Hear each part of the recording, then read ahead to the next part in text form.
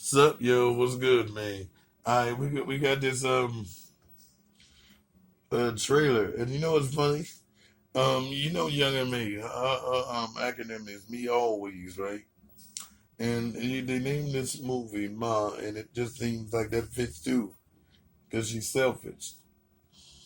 It's with Octavia Spencer, and we found out through some research that this movie was originally written for a white woman.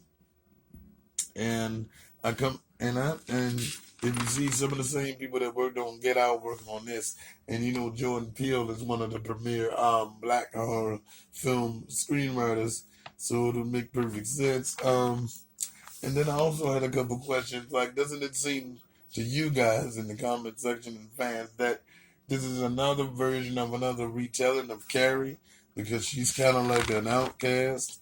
And let's see. And then at the end of the trailer, you see us sitting around the dead people, right? Which gave me a feeling of the Dahmer situation. Okay, now basically it's about is it well, the reason why you call her mom is because it's a motherly figure, right? She seemed matronly. Mm-hmm. Um, but she apparently went to school with these group of white people because there's only one other black character and he in the back, and he probably is like, this bitch is crazy. That's the only line he get, right? And he about to die like probably the first scene. And cause just cause we change it a little bit, we don't change our ways. We gotta get rid of the nigga first. Um Now Maggie, right? Maggie Mm-hmm. is with her friends, and she needs somebody to buy liquor because they underage, right? They gotta be 18, 19, right? Because you can't buy liquor at that. Because That's dumb because you can die earlier. But and you she brings them in through the basement, right? And then from the trailer we saw it's daytime, right? It's probably afternoon because in the beginning of the trailer she's in a bubble bath, right? And she telling her mom about this guy, right? That she going to see, and then they be like, no booze and no dicks. You know what I'm saying? But that's all they're going to do. So oops. So then let's see.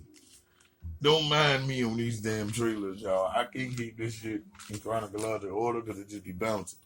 Um, so that's Hold when on. they go to the liquor store. Yeah, hold on. And it seemed to be midday because she was in the bubble bath getting ready to go, and then um she says, y'all want to party like rock stars, and then it switches, right?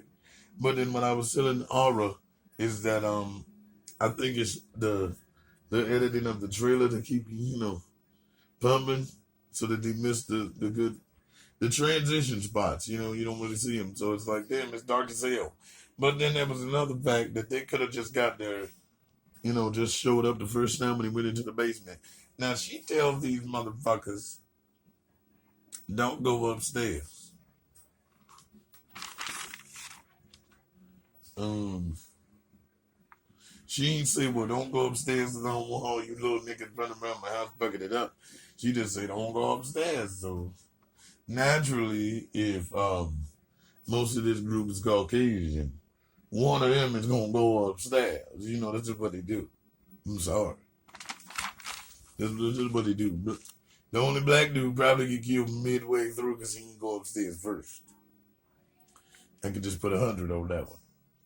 Now, supposedly, this is Dr. Shirley's story, and the way to tell it, I'm gonna look in more into him so we can see what's going on. And then we have the part where she's having a discussion with the boy's father that she wasn't supposed to get booze and dick with, and he said, "Well, why are you hanging around my son?" Something like that, right? Mm-hmm. And and that's like, well, And then I watched a couple people reaction channels, and they were saying she was molesting children. Hmm. But right Mm-hmm. when she hugs him, she's like, "Oh, you smell just like your father." Now, as I was saying, the aura. Could it be too far back into segregation when they ain't fuck with the bitch because she was black? Then Aura was like, no. It was a little bit separated, but it wasn't segregated, you know? So it could have happened. But, But how did she know how the daddy smelled unless she hugged him too? unless they was close. So maybe she was the ugly chick or the fat chick. Mm. He ain't want to take nowhere, but you know what I'm saying? The I was saying vampire maybe he was. used her. Yeah, used her and abused her and sucked her dry. And but then she tells Maggie during the early part of the party, in the early part of the trailer, that men are dogs and they ain't no good. And could that be a reference to the boy's father? So therefore she didn't want Maggie to be around these men. And that also is thing like when you're raising a child and they grow up and they have to go find their own family, you kind of don't want them to do that because they leaving you. You feel me? So you try to, in a sense, scare them from going out too early and leaving you too early, kind of in a selfish way. So, and then she says, "Those are nice earrings," and then it switched the scene, and she says, "Well, you have a good mother." And then she wakes up and the earrings is gone. And this bitch on live like Draco with the earrings on talking about some, these look nice. So then I was thinking, did she steal them earrings? Yeah, Cause, thank you for the earring. yeah, did she take them earrings because it was something of her mother's? Now when she comes in the house, she knows the mother, correct? Mm-hmm. And she hugs the mother. Mm-hmm. Could the mother be one of them quiet friends that really ain't dissing you, but they don't speak up for you neither?